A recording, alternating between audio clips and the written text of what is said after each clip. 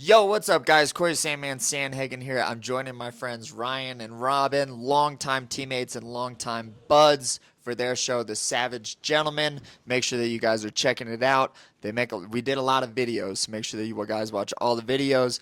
Peace. Enjoy the show. All right, next fight we have Kattar versus Sterling. Am I saying that right? Kattar versus Sterling. Calvin Kattar versus Sterling. Okay.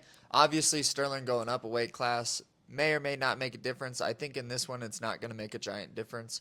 I think that if he was fighting someone that, had more of a grappling base and that was their thing, I think it'd make more of a difference. But I think that Sterling's likely going to have just as much success getting a hold of Kattar, taking him down, taking his back as he did in the 135 division. I just don't really see Kattar as being a guy that could maybe stop that. I think that Kattar definitely has a puncher's chance, and I think that he's very, very well rounded and very skilled, of course. But just being as how he fights and his style and the way that he typically wins, it is by hitting people really good. And it's not a quote unquote catching someone as much as it's just, he really knows how to find that one punch that lands really good. So I don't really foresee that happening again to Sterling. Sterling's obviously a really well-seasoned competitor. I think that he's going to learn big time from that O'Malley fight. I think that if he really wants to make a run at the 145 title like he's saying that he wants to, he's definitely going to need to fight a lot smarter than what he showed in the O'Malley fight.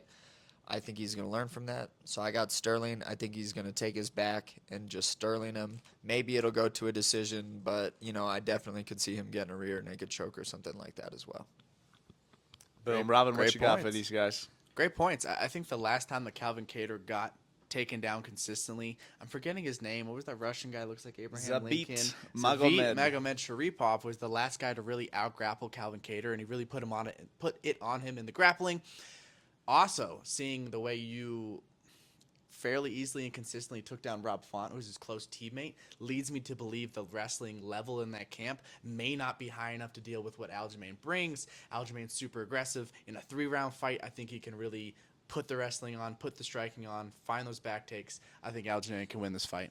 What do you think, Ryan? The main hole to me that Aljo has to close is he gets in a lot of these positions where he's reaching and just kind of putting his head in awkward spots.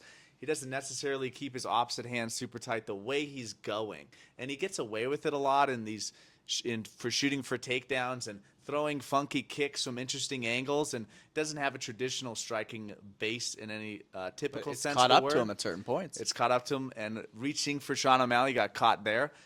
Kattar on his end throws an amazing 1-2, a great jab, and has some of the cleanest boxing in the division.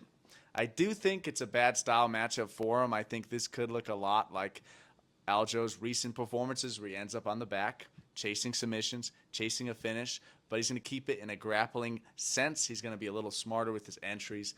I got Aljo in this one by decision. Aljamain Sterling. Any last predictions?